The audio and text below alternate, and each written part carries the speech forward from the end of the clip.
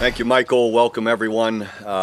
Going back and recapping the Kansas game, much like I thought after the game, initially Kansas did a good job having us off balance defensively with some formations and adjustments. We didn't do a very good job handling them and getting ourselves in the right positions, and they took advantage of that when we weren't.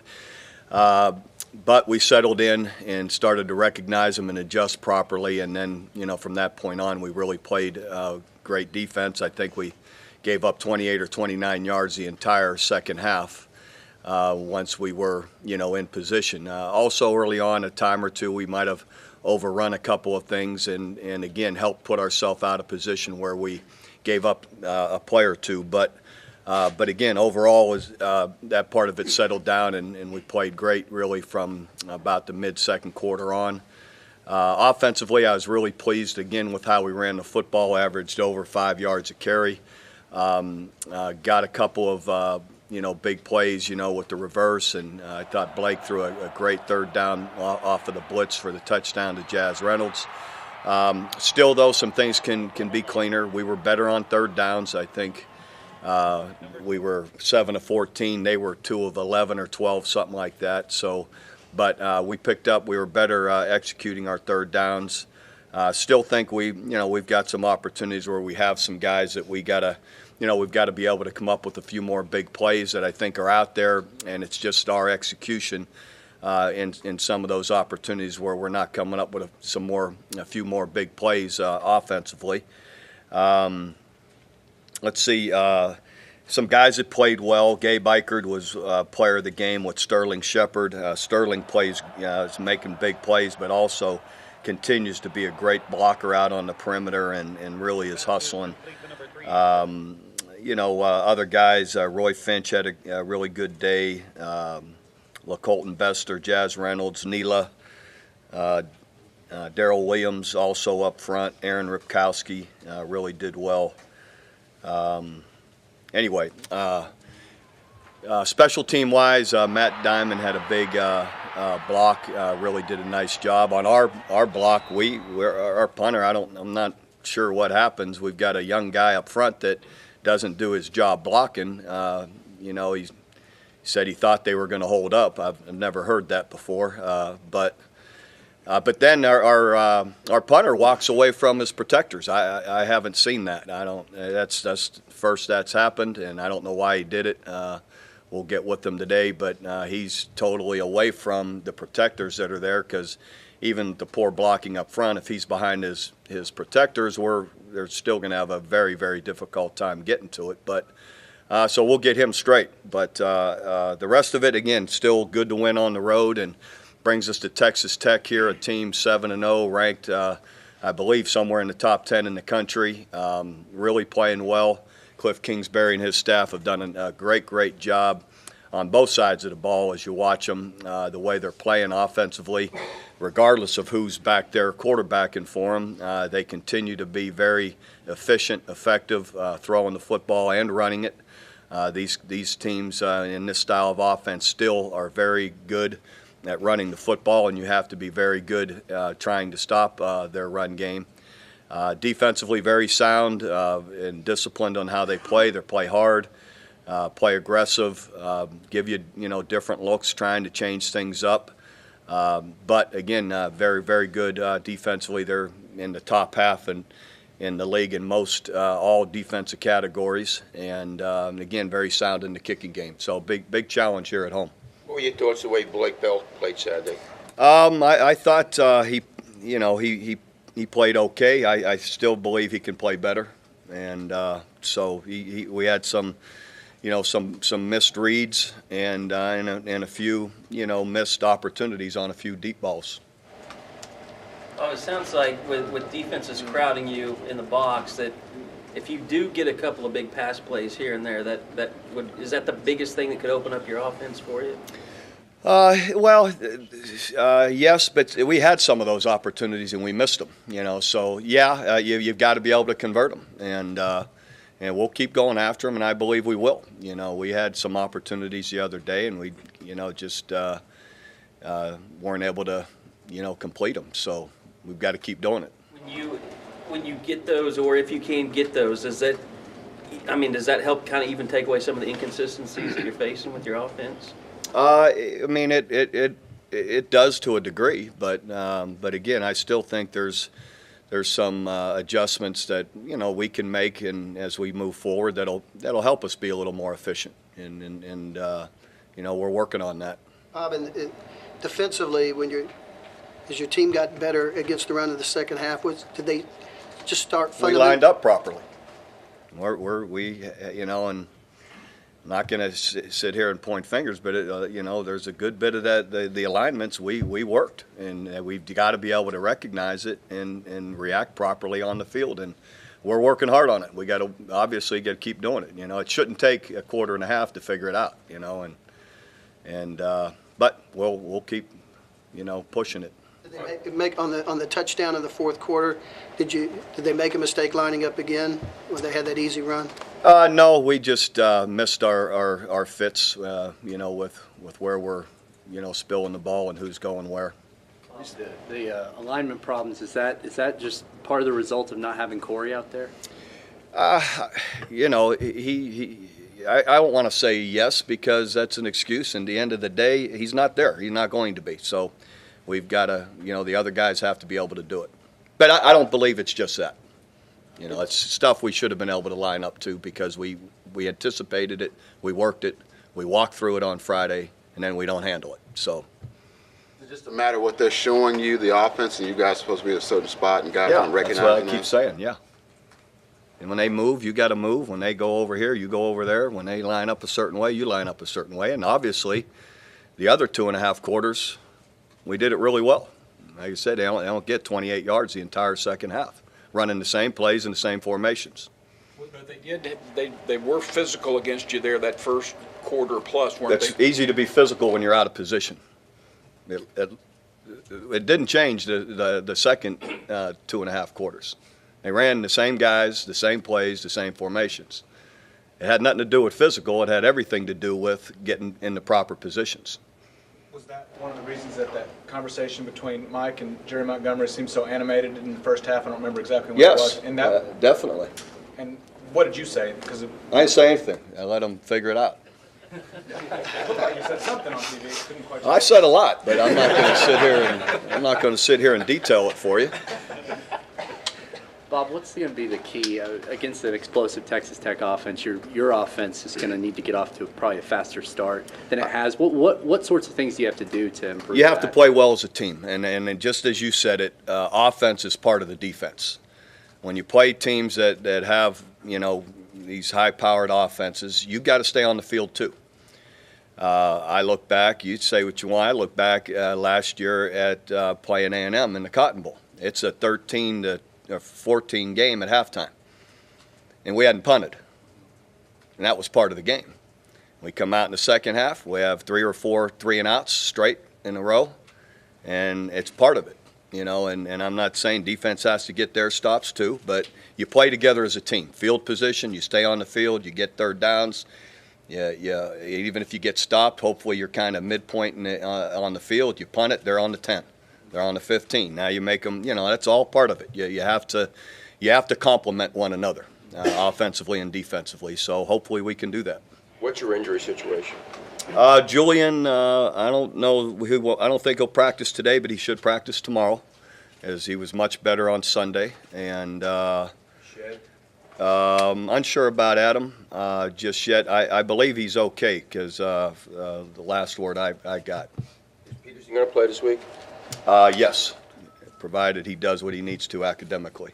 How much have you learned about your front alignment, whatever, since Jordan Phillips has been out? And you go through 2 weeks, but have you learned a lot about your personnel, who can handle? Yeah, Jordan played good in there this week. Jordan Wade, and they'll keep getting better. I feel our front has played pretty well, really. Again.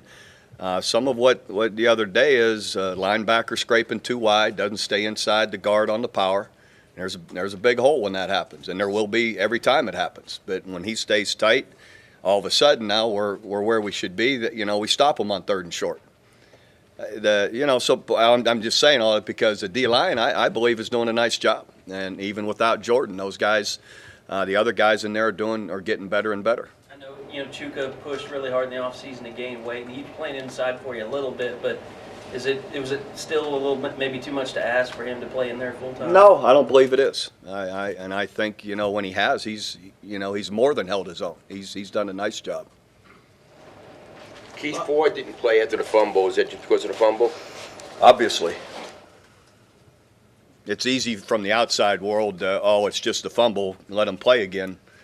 It's not when you're the one on the field competing and all of a sudden you're on the 30, you're in scoring position now, field goal or otherwise, and you get nothing. In these kind of games, any kind of game, it doesn't work. You have to take care of the ball. How long does a guy like that stay in bad We don't have graces? a penance period. It's just when we feel proper, feel it's right that he's earned his right to be out there and he's going to take care of the ball and he'll play. That's not the end of the world for Keith. He's a great young man, a great kid, works hard, and a great player. So he just has to learn to take care of the football. That's 2 games in a row he's in and doesn't have that many carries, and 2 of them are on the ground. You mentioned the starts. What about the finishes? 3 Big 12 games, your offense is able to either put points on the board or run down the clock when it's a one-possession game. Just the way the team's finishing. Yeah, I think I thought the other day again, just through the fourth quarter, they really controlled the ball, and controlled the pace, and a good part of that's running the football. And I thought the line and those guys really ran it well in the way we did it.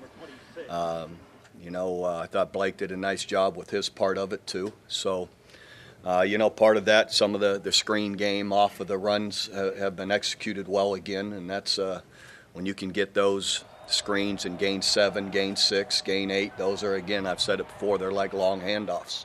So hopefully we just got to keep getting better with it. Bob, what are you seeing from Tapper? He started really strongly. Is he still at that level or getting better? Or Absolutely. Continues to play really well. I don't had a sack or 2 the other day. Charles is playing, really strong in there, playing well. Gabe said that y'all had been working on that reverse play for, he said, 3 years. I'm not even kidding. What made y'all finally say, okay, let's do it? Coach Heupel and Coach Norvell finally decided it was oiled up enough to let it go. And after I saw LaColton throw it, I'm wondering why we don't throw him a couple times a game. I mean, he could just pull up in the pocket and find somebody. I mean, I had to, it was happening right in front. Sterling was dead in front of me. I saw it coming down. Had a comment. I was like, wow, look at that. I mean, it was perfect. So it surprised you? Yeah, that was that clean. I mean, I knew he could throw it, but not quite that well. The quarterback run game was more apparent at Kansas. Was that a factor of Kansas defensive alignment, or predetermined before the game that you wanted to get the quarterback more involved in that run game? That's a little of both, but we want to continue to give him more opportunities and hopefully keep executing it better. Him finding the right places and able to get up in those seams and make something happen. you see him bust up through there, and are you thinking, would have liked to have seen that last week? No. I'd like to see it every week, but that's for you guys to do. Did anything jump out you about Tech with and we did a time or two. He just didn't bust up in there when it didn't. So when we did run it, it didn't look like that. So. Anything about Tech that's different with Kingsbury running things that they didn't do the last couple of years? Well, Well, they still just Tech. Yeah. Well, of course they're different. They got a new head coach, entirely new coaching staff. Offense is similar in that Neil Brown, the O coordinator that was at Tech, comes from the same tree, Hal Mummy and Mike Leach and all those guys. And so in that regard, the offense has a lot of similarities. But, the Cliff's doing his thing, and defensively they're much different. So they're doing a great job. You look at Morrow as a guy that they've kind of Great they player. changed their offense, but they've found a really good way to use him in that role. He's playing. Absolutely. They're a big tight end. He's a great receiver, blocker, and they feed it to him. So he's a big part of what they do. Tech has had a couple of games with 100-plus offensive plays. how imperative is it for the defense to be ready for that pace? I know you guys have done that for years, but this is kind of new for Tech to, not new, but for this year. Well, it's, you know, you've got to be ready for the tempo, and part of that many plays is the offense needs to stay on the field. You know, our offense needs to stay on the field, and it's hard to get that many plays when your offense is on the field, hopefully a good number of plays. So that's what I said to start with. We've got to play together well as a team. Bob, can you talk about Alexander's play? He's obviously going to be a great player. He's making a bunch of tackles, but he hadn't been in the right spot some. I just, you know, it's not fair to pick on Dom just in that he wasn't in the right spot a time or two. But, you know, that's part of it. But he's in the right spot a good part of the day, and he's doing better and better. He sure physically isn't out of place. He's a strong, fast guy that again is just going to continue to get better the more he sees things, and he'll learn from the other day. A time or two, he's just on some of the inside plays, he's just scraping and getting too wide, and not staying tight to where he needs to be. But other times later in the day, he did, and then so he's getting it, and he's doing great. I mean, we're excited about Dom, yeah, for sure. Does what Texas Tech wants to do offensively, run that kind of tempo, does it affect what you want to do offensively? You know, to slow them down, or do you want to run 100 plays too? Just convert all your third downs and keep the ball. I want to convert third downs, stay on the field, and score. Now, sometimes it may be fast, sometimes it may be slower. You know, long as we're productive. P.L. Lindley came in the Texas game, played well, started last week. What have you seen from him? P.L.'s doing a really good job at the Sam backer, just on how he's playing physical. He's doing what we need him to at the point of attack there, and played well. He also was one of the guys had a really good game defensively. Bob, Corey did such a great job of making sure guys were in the right spots. That's what his defensive teammates used to always say. Talk about not having that now and what has to happen for that to improve. Well, what has to happen without Corey is the other backers between Frank and Dom. They've got to be able to do that, and the safeties. Safeties are a big part of it too. So the four of those guys together have to get everybody on the same page. And you know, for the most part, we've done it, you know, fairly well. It's obvious when we don't. We give up some plays, and we've got to eliminate that. You're playing Millard and Rip at the tight end at times. So how's that position doing when they do line up in there? Are you getting what you? They're doing really well. They're playing. They're playing, you know, good football. So. You haven't thrown to them yet. They were in. We tried in 4th and 2, and we didn't see them. Everyone else did, but except I guess Kansas, they didn't see them either. But Blake will get that. And again, it's just one of those. We just have to keep snapping it and keep reading it right, and he'll get it. What did the Texas Tech true freshman quarterback show you?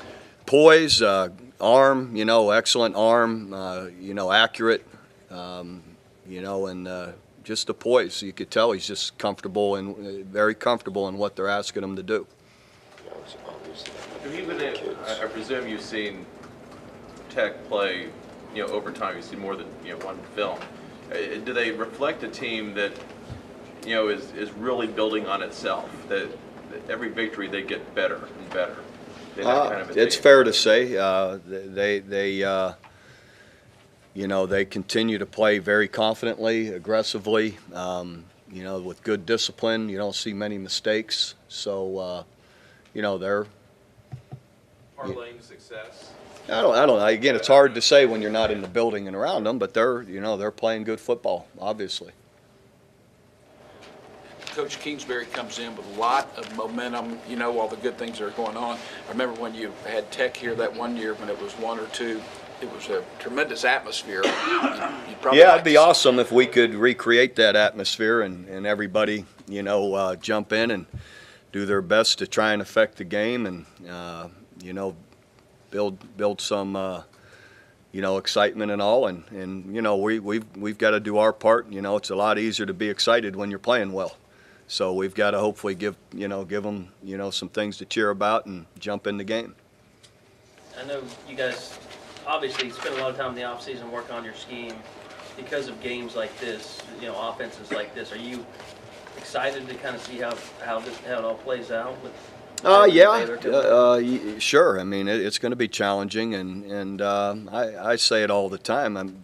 Maybe not all the time, but I mean, there's no magical schemes. You still have to make plays when you have opportunities. It's like, heck, we had 3 balls hit us in the hands the other night, and we dropped 3 interceptions. So you got to make plays when you get opportunities, regardless of what kind of scheme you're in. And so. So we'll, hopefully we'll be able to. What your secondary's plan? Do you feel pretty confident every game you go in that you're going to match up pretty well there? Yeah, I feel matchups are always, we feel good about those, but you still have to, like I just said, you got to make your plays when you have your opportunities. How's Strike been playing? Great. Eric again was very disruptive the other day, getting pressure. I think one of the sacks that Charles gets, it's because he's flushed up in the pocket because of Eric coming around the corner. So he continues to play well. I know it's a different coach and a different Tech team, but there is a bit of a history of real high-powered Tech teams that have been lighting a lot of people up coming in here, and it just not happening for them when they get here. When that happened, what was working for you defensively? Just everything in that coverage, pressure, more than anything, eliminating the run game. As I know people find that hard to believe, but it's a big part of stopping them, is being great with their run game and screens. The stuff that happens, on the line of scrimmage and back is a big part of defending them. What do you want the identity of your offense to be? And do you feel like you're still working toward that, or you feel like you've kind of established that so far this year? I'm not, we're not looking for any particular, we want to be effective running and throwing the football, and I think the obvious part is we need to be a little more effective throwing the football, or consistent. We've had our times where we've been pretty good with it, and we've had our times where we haven't. So we've got to get that part of our game more consistent. Going back to wanting the crowd to get excited and energized, what would be your message to the fans about getting involved on Saturday? I kind of just said that. Just, hopefully they'll take an interest in helping affect the game, and hopefully we give them, something to cheer about, where it can get exciting. Okay. All right. You've been listening to Head Football Coach from Stoops. Thanks, Bob. Thank you. Tomorrow night at 7:05.